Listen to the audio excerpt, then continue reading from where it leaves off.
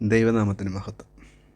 പ്രിയപ്പെട്ട വിശ്വാസികളെ, എൻ്റെ ചിന്ത എന്ന ഈ ഓഡിയോയിലൂടെ ഞാൻ പറയാൻ ആഗ്രഹിക്കുന്നത് എന്താണെന്ന് വെച്ചാൽ, നമ്മളിന്നായിരിക്കുന്ന ഈ കാലഘട്ടത്തിൽ നിരീശ്വരവാദം അല്ലെങ്കിൽ ദൈവമില്ല എന്നൊരു വാദം അല്ലെങ്കിൽ ഒരു വിശ്വാസം വളരെയേറെ പ്രബലപ്പെട്ടുകൊണ്ടിരിക്കുകയാണെന്ന് നമുക്കെല്ലാവർക്കും അറിയാം.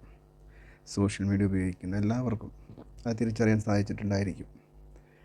കാരണം ഇന്ന് സോഷ്യൽ മീഡിയ കാണുന്ന ധാരാളം വ്യക്തികൾ അവരുടെ ലൈവായിട്ടുള്ളതും അല്ലാത്തതുമായിട്ടുള്ള വീഡിയോ അപ്ലോഡുകളൊക്കെ നോക്കിയാൽ ഈ കാര്യത്തെ പ്രോത്സാഹിപ്പിക്കുന്നതായിട്ട് നമുക്ക് കാണാം. അതുമാത്രമല്ല, അതിന് വളരെയധികം സപ്പോർട്ടുകളും ലഭിക്കുന്നതായിട്ട് നമുക്ക് കാണാം. ഇങ്ങനെയൊരു നിരീശ്വരവാദത്തിലേക്ക് എല്ലാ മതങ്ങളിൽ നിന്നും ആളുകൾ കടന്നു പോകുന്നുണ്ട്. അത് നമുക്കെല്ലാവർക്കും അറിയാം. എല്ലാ മതത്തിലുള്ളവരുമുണ്ട്, എല്ലാ ആണും പെണ്ണുമായിട്ടുള്ളവർ എല്ലാവരും ഇതിലേക്ക് പോകുന്നുണ്ട്. അങ്ങനെയുള്ളൊരു ആയിരിക്കുന്ന ചിന്തയിലാണ് ഞാൻ നമ്മുടെ ന്യൂജൻ ക്രിസ്ത്യൻ അല്ലെങ്കിൽ വിശ്വാസികളായിട്ടുള്ള കുട്ടികളെ കാണുന്ന ഒരു കാര്യം. അവർക്ക് ദൈവവചനം വായിക്കണമെന്നോ പഠിക്കണമെന്നോ യാതൊരു താല്പര്യവുമില്ല. അതുമാത്രമല്ല, അവർക്ക് അങ്ങനെ ഒരു ചിന്ത പോലുമില്ല. അവർ പള്ളിയിൽ പോകാറുണ്ടായിരിക്കാം, സൺഡേ സ്കൂളിൽ പഠിക്കേണ്ടതായിരിക്കാം. ഇതെല്ലാം ഒരു ചടങ്ങ് പോലെ നിവർത്തിച്ചുകൊണ്ടിരിക്കുകയാണ് അവർ. അത് വിട്ട് അതിൽ കൂടുതലായിട്ട് എന്തെങ്കിലും ഒന്ന് ചെയ്യണമെന്നോ മനസ്സിലാക്കണമെന്നോ ഒന്നും നമുക്കത് കാണുന്നില്ല. ഒരു പരിധിവരെ പറഞ്ഞു കഴിഞ്ഞിട്ടുണ്ടെങ്കിൽ നമ്മുടെ PYPകളൊക്കെ അതൊരു ലോകപരമായ ഒരവസ്ഥയിലേക്ക് മാറിയിരിക്കുന്നു നമുക്ക് കാണുവാൻ കഴിയും. അതുമാത്രമല്ല, ഈ കുട്ടികളെ സംബന്ധിച്ച് പറയുകയാണെങ്കിൽ അവരിന്ന് ആത്മീയത്തെക്കാളൊരു ലോകത്തിൻ്റെ കാര്യങ്ങളിലാണ് കൂടുതൽ ശ്രദ്ധ. അതുപോലെ ലോകത്തിൻ്റെ കാര്യങ്ങളാണ് അവർ കാണുന്നതും കേൾക്കുന്നതും എല്ലാം. അതുകൊണ്ട് തന്നെ ഇങ്ങനെയുള്ള ആളുകൾ പെട്ടെന്ന് തെറ്റിപ്പോകാനായിട്ടുള്ളൊരു സാധ്യതയല്ല, ഒരു പരിധിവരെ അവർ പെട്ടെന്ന് പോകുന്നു. ഇങ്ങനെ ഞാൻ ഈ നിരീശ്വരവാദികളുടെ വീഡിയോ കാണുമ്പോൾ അതിൻ്റെ താഴെ വരുന്ന കമൻസുകളൊക്കെ ശ്രദ്ധിക്കാറുണ്ട്. അതൊക്കെ കാണുമ്പോഴാണ് കൂടുതൽ ഇത് മനസ്സിലാവുന്നത്. കാരണം അതിൻ്റെ ഇടയിൽ വരുന്ന കമൻറ്റുകൾ ക്രിസ്ത്യാനികളായിട്ടുള്ള ആളുകളൊക്കെ വന്നിട്ട് ചില കമൻറ്റുകളൊക്കെ ഇടുമ്പോൾ ഇവരെന്താ ഇങ്ങനെ, ഇവർക്ക് എന്തൊരു അല്പം പോലും ഈ ബൈബിളിനെ പറ്റി ഒരു ഐഡിയ ഇല്ലേ? എന്തുകൊണ്ടാണ് അവരിങ്ങനെയുള്ള വിശ്വാസികളല്ലാത്ത ആളുകൾക്ക് ദൈവദിനത്തെ വിമർശിക്കാം, അതിനുള്ള സ്വാതന്ത്ര്യവും എല്ലാം ഉണ്ട്. പക്ഷെ നമ്മൾ അവർ പറയുന്ന കാര്യങ്ങൾ ശരിയാണോ തെറ്റാണോ, അങ്ങനെ ബൈബിളിലുണ്ടോ, ബൈബിളിൽ അങ്ങനെ ഒരു കാര്യമുണ്ടെങ്കിൽ അത് എഴുതിയിരിക്കുന്നത് ഏത് സാഹചര്യത്തിലാണ്, ആരോടാണ് പറഞ്ഞിരിക്കുന്നത്, എന്താണ് പറഞ്ഞിരിക്കുന്നത്, എങ്ങനെയാണ് പറഞ്ഞിരിക്കുന്നത്, എന്തും നമ്മളത് ശ്രദ്ധിച്ചാൽ ഒരു ഉൽപ്പത്തി നമുക്കൊരു ചിന്തയിലെത്താം. ഒരു ഉൽപ്പത്തി എന്ന നമ്മുടെ ഒരു പുസ്തകം എടുത്തിട്ട് അതിൻ്റെ ഉള്ളിൽ നിന്ന് 1-2 വാക്യം എടുത്തിട്ട് തോന്നുന്ന പോലെ അതിനെ വികലമായി വ്യാഖ്യാനിച്ചാൽ, ആ ഒരു വാക്യം അതിൽ നിന്ന് എടുത്താൽ ചിലപ്പോൾ നമുക്കും തോന്നാം ഇതൊരു മിസ്റ്റേക്കാണല്ലോ, അല്ലെങ്കിൽ അത് ശരിയല്ലല്ലോ, ആ കാര്യം ശരിയല്ലെന്ന് തോന്നാം. പക്ഷേ അതിനെ പൂർണ്ണമായും നമുക്ക് പഠിക്കണമെങ്കിൽ അതിൻ്റെ മുകളിൽ തൊട്ട് താഴെ വരെ ഒന്നുകിൽ അറ്റ്ലീസ്റ്റ് ഒരു അധ്യായം വായിക്കേണ്ടവർ ചിലപ്പോൾ 1-2-3 അധ്യായങ്ങൾ വായിച്ചാലായിരിക്കും നമുക്ക് ആ ഒരു വാക്യത്തിൻ്റെ മീനിങ്ങോ അങ്ങനെയുള്ള കാര്യങ്ങൾ നമുക്ക് മനസ്സിലാക്കാൻ സാധിക്കുകയുള്ളൂ. അപ്പോൾ ഇങ്ങനെയുള്ളതൊക്കെ കണ്ടപ്പോൾ എനിക്ക് തോന്നിയത് എന്താണെന്ന് വെച്ചിട്ടുണ്ടെങ്കിൽ, എനിക്കറിയാവുന്ന കാര്യങ്ങൾ ഷെയർ ചെയ്യാം. ഇങ്ങനെയുള്ള കാര്യങ്ങളൊക്കെ, അതായത് ഈ നിരീശ്വരവാദത്തിൻ്റെ വീഡിയോകളൊക്കെ വരുമ്പോൾ, അവരുടെ ചോദ്യങ്ങളൊക്കെ വരുമ്പോൾ അതിനെക്കുറിച്ച് ചിന്തിക്കാനും അതിനുവേണ്ടി ആലോചിച്ചിരിക്കാനൊക്കെ ഞാൻ സമയം ചെലവഴിക്കാറുണ്ട്. കാരണം നമ്മുടെ യുക്തിക്കും നമ്മുടെ ബുദ്ധിക്കും നമുക്ക് കാര്യങ്ങൾ ഗ്രഹിച്ചില്ലെങ്കിൽ, നമ്മുടെ പാസ്റ്റർമാരോ അല്ലെങ്കിൽ ദൈവവചനം പഠിപ്പിക്കുന്നവരോ എന്തെങ്കിലും പറഞ്ഞ് കണ്ണടച്ച് വിശ്വസിച്ച് പോയാൽ നമുക്ക് അതിൽ ഉറപ്പുണ്ടാവില്ല. അതേസമയം നമ്മളതിനെക്കുറിച്ച് ചിന്തിച്ച് പഠിച്ച് നമുക്കതിനെക്കുറിച്ചൊരു നമ്മുടെ യുക്തിക്കും നമ്മുടെ ബുദ്ധിക്കും ഒക്കെ ഒരു ഇത് വന്നാലേ നമുക്കതിനെ നമ്മുടെ വിശ്വാസത്തിൽ ഒരിത്തിരി ബലം ഉണ്ടാവുകയുള്ളൂ. അപ്പോൾ അതുകൊണ്ട് എനിക്കറിയാവുന്ന കാര്യങ്ങൾ ഷെയർ ചെയ്യാം. അത് ഇപ്പോഴത്തെ ന്യൂജൻ കുഞ്ഞുങ്ങൾ കേൾക്കാൻ ഇടവരികയാണെങ്കിൽ അങ്ങനെ മനസ്സിലാക്കണം എന്നാണ് എൻ്റെ ആഗ്രഹം. അപ്പോൾ അതിന് ആസ്പദമായിട്ട് ഞാൻ ആദ്യം പറയാനായിട്ട് ആഗ്രഹിക്കുന്ന ഒരു വിഷയം, യേശുവിലൂടെ മാത്രം രക്ഷ.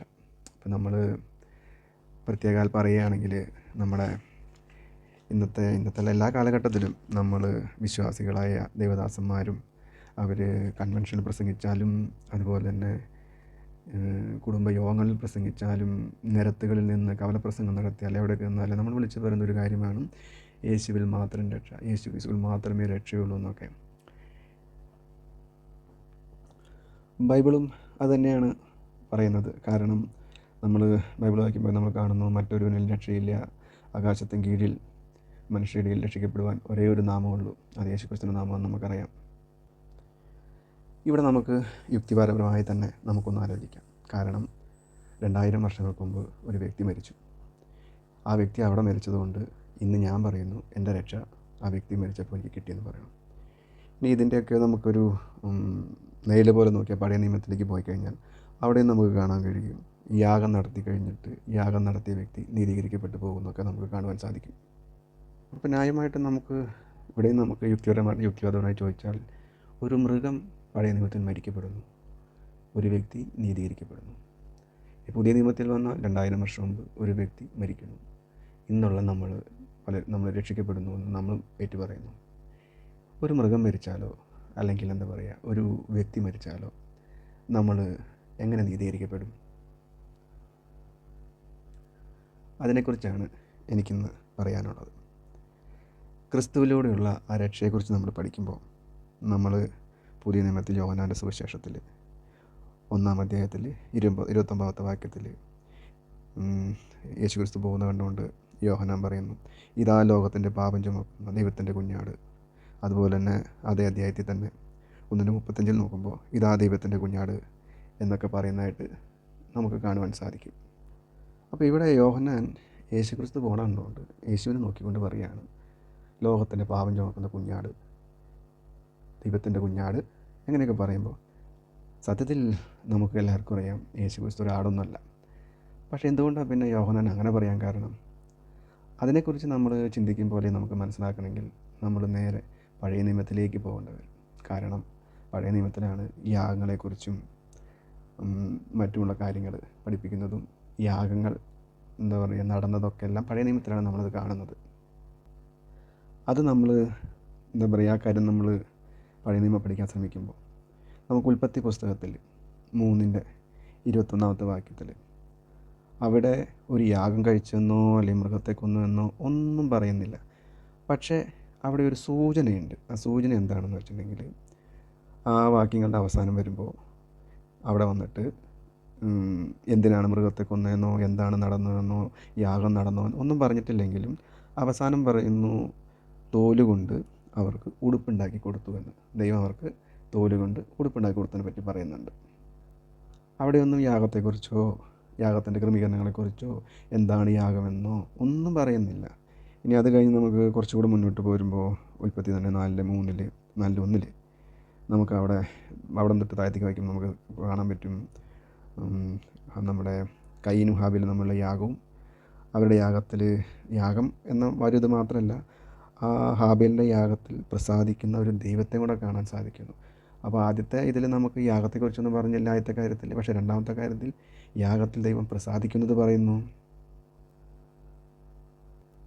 അത് കഴിഞ്ഞ് നമ്മൾ മുന്നോട്ട് പോകുമ്പോൾ ഉൽപ്പത്തി പുസ്തകത്തിൻ്റെ 4:26 ശേത്തിൻ്റെ ജനനത്തെക്കുറിച്ചൊക്കെ പറഞ്ഞ ശേഷം അവിടെ വെച്ച് യഹോവയുടെ നാമത്തിലുള്ള ആരാധന ആരംഭിച്ചു എന്ന് പറയുന്നുണ്ട്. പക്ഷേ ആരാധന എങ്ങനെയാണെന്നോ അതിൻ്റെ ക്രമീകരണങ്ങളോ ചിട്ടവട്ടങ്ങളോ ഒന്നും കാണുന്നില്ല. പക്ഷേ ആരാധന ആരംഭിച്ചു എന്നവിടെ കാണുന്നുണ്ട്.